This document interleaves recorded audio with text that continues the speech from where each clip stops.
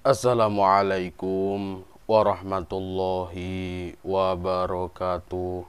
Salam sejahtera bagi kita semua. Salam rahayu, rahayu, rahayu.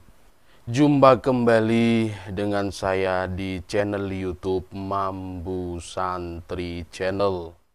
Baik sahabat-sahabat Mampu Santri Channel, di kesempatan yang baik ini nanti kita akan membahas sebuah tema yang berjudul cara melihat dan juga berinteraksi dengan khodam orang lain.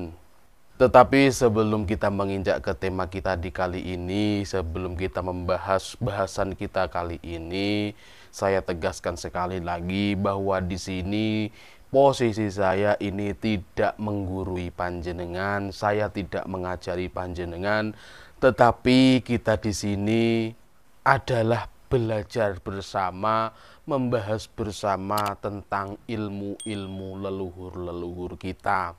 Jadi posisinya saya tidak orang yang lebih pandai daripada panjenengan. Bisa saja Anda lebih pintar, Anda lebih pandai daripada saya. Jadi niat kita di sini adalah belajar bersama, gitu ya. Nah, seperti sudah panjenengan ketahui bahwa khodam itu ada berbagai jenis dan berbagai bentuknya. Ada yang khodam itu didapatkan dengan cara ritual gitu ya, atau pengisian. Ada juga yang lewat jalur keturunan atau jalur leluhur. Ada juga yang khodam benda pusaka. Nah, lalu bagaimana cara kita bisa mengetahui bahwa orang yang ada di sekitar kita itu mempunyai khodam atau tidak?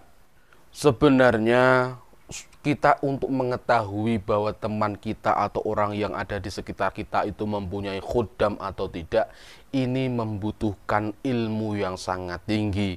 Karena di sini dibutuhkan ilmu penerawangan.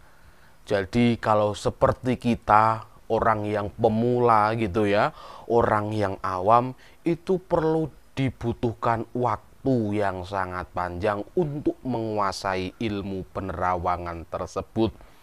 Karena untuk memiliki ilmu penerawangan tersebut diperlukan ritual-ritual khusus, kecuali kalau memang orang itu memiliki indera keenam atau memiliki kelebihan tersendiri dari Yang Maha Kuasa. Itu tidak perlu ritual-ritual atau tidak perlu melakukan amalan-amalan supaya bisa mempunyai ilmu penerawangan. Tetapi sahabat-sahabat, tidak ada salahnya kita mengetahui cara untuk berinteraksi, cara untuk melihat khodam orang lain. Setidaknya kita memiliki pengetahuan tentang ini, walaupun kita tidak bisa gitu ya. Melihat khodam orang lain itu juga membutuhkan alat-alat untuk bisa melihat atau berinteraksi dengan khodam orang lain tersebut. Misalnya saja yang pertama, kita bisa melihat khodam orang lain itu dengan melihat fotonya saja. Orang yang memiliki ilmu penerawangan atau mereka yang memiliki kelebihan di dalam dirinya, dia bisa melihat khodam temannya atau melihat khodam orang lain hanya dengan melihat fotonya saja. Tetapi ini juga dibutuhkan fokus yang sangat tinggi. Tidak bisa kita melihat fotonya saja dengan kita ngomong dengan orang lain, langsung kita bisa melihat bahwa di situ ada khodamnya atau enggak, itu tidak bisa. Tetapi harus dibutuhkan konsentrasi penuh, harus dibutuhkan fokus untuk melihat foto tersebut supaya kita bisa melihat bahwa dia ini memiliki khodam atau tidak.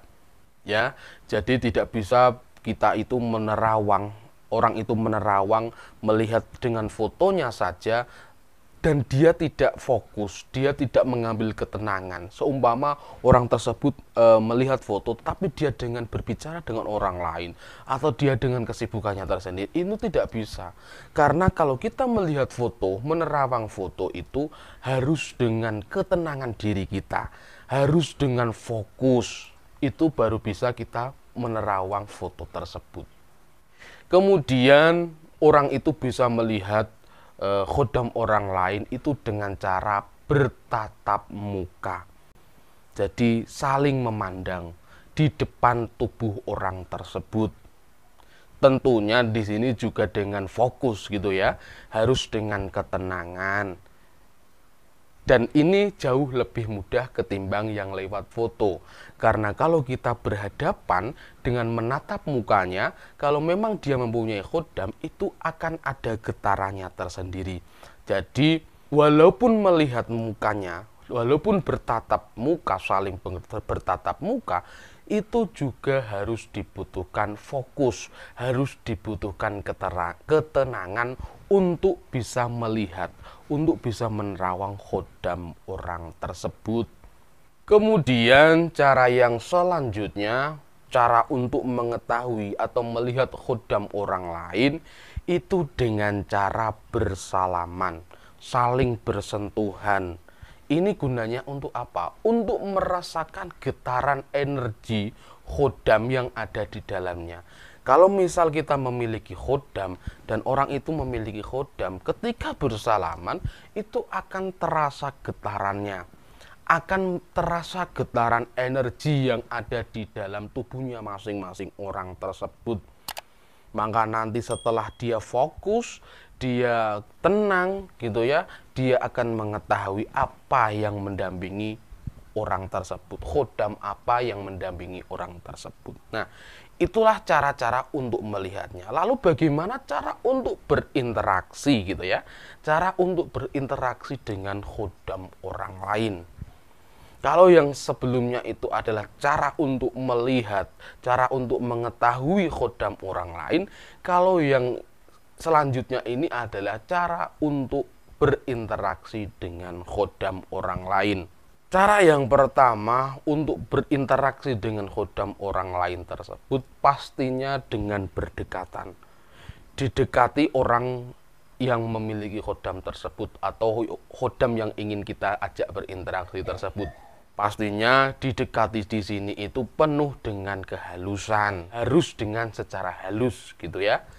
Karena kalau nanti dia memberontak gitu, itu tidak akan bisa berinteraksi. Jadi orang yang memiliki khodam tersebut itu juga harus tenang. Nah, supaya dia tenang, kita mendekati orang tersebut itu harus dengan secara halus juga. Karena nanti kalau orang tersebut memberontak, itu tidak bisa kita ajak berinteraksi khodamnya. Kemudian cara yang selanjutnya, cara untuk berinteraksi dengan khodam orang lain adalah dengan cara bermeditasi. Sudah sering saya sampaikan bahwa meditasi ini itu banyak manfaatnya. Termasuk salah satunya adalah untuk bisa berinteraksi dengan khodam orang lain. Caranya bagaimana? Sama seperti kita bermeditasi yang seperti saya katakan kemarin gitu ya. Kita sediakan tempat yang sunyi, yang senyap, kemudian kita matikan semua aliran cahaya. Kemudian kita fokus, nanti setelah kita fokus, kita akan masuk ke dalam tubuh kita sendiri. Nanti kalau kita sudah tahu isi diri kita sendiri, kita sudah mengetahui diri kita sendiri, baru kita fokus kepada orang tersebut. Nanti akan terlihat sendiri khodam, sosok khodam yang mendampingi orang lain tersebut. Itu nanti kita bisa berinteraksi dengan khodamnya dengan cara lewat bermeditasi. Kemudian cara yang selanjutnya, cara untuk berinteraksi dengan khodam orang lain adalah dengan cara melalui mimpi.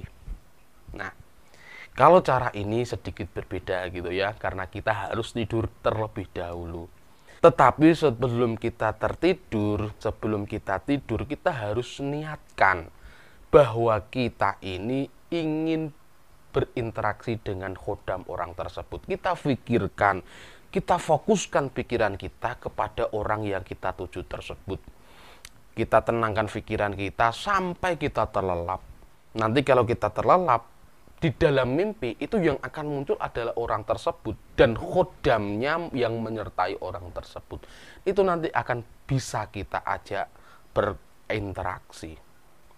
Tetapi lebih mudah lagi kalau kita tertidur dan orang yang memiliki khodam itu juga tertidur. Jadi pas malam hari. Karena nanti yang bergerak itu adalah alam bawah sadar kita. Gitu ya, yang akan menyambungkan. Jadi alam bawah sadar kita dengan orang tersebut itu akan menyambung dengan sendirinya, akan berinteraksi dengan sendirinya. Kemudian cara yang terakhir untuk berinteraksi dengan khodam orang lain adalah dengan cara merogoh sukmo atau rogo sukmo. Ini cara yang paling akhir, tetapi cara ini sebaiknya tidak dilakukan kalau masih ada cara yang lain. Karena apa? Rogo sukmo ini itu sangat berbahaya. Nanti kalau kita tidak menguasainya, kalau kita tidak terlalu menguasainya, nanti ruh kita, sukma kita ini akan kesasar, akan tersesat, nanti malah berbahaya kepada tubuh kita sendiri. Jadi cara yang terakhir ini itu sebaiknya dihindari kalau masih ada cara yang lain, kan gitu. Nah, itulah sahabat-sahabat cara untuk melihat dan juga cara untuk berinteraksi dengan khodam orang lain. Tetapi ingat bahwa orang yang bisa melakukan itu adalah orang yang sudah ahli di bidang penerawangan. Orang yang sudah mempunyai ilmu penerawangan tingkat tinggi gitu ya. Kalau kita pemula, ya sebaiknya kita hanya tahu gitu aja lah ya. Tidak usah mencoba hal yang aneh-aneh gitu nggih. Terima kasih untuk sahabat-sahabat yang sudah menonton video sampai di detik ini. Semoga sahabat-sahabat selalu diberi keberkahan oleh Tuhan Yang Maha Esa, oleh Allah Subhanahu wa Ta'ala. Apabila ada kebenaran dalam penyampaian saya, itu semata-mata adalah pertolongan Tuhan Yang Maha Kuasa. Dan apabila ada kesalahan dalam penyampaian saya, itu semata-mata adalah kebodohan saya pribadi. Saya minta maaf yang sebesar-besarnya. Salam rahayu, rahayu, rahayu. Wassalamualaikum warahmatullahi wabarakatuh.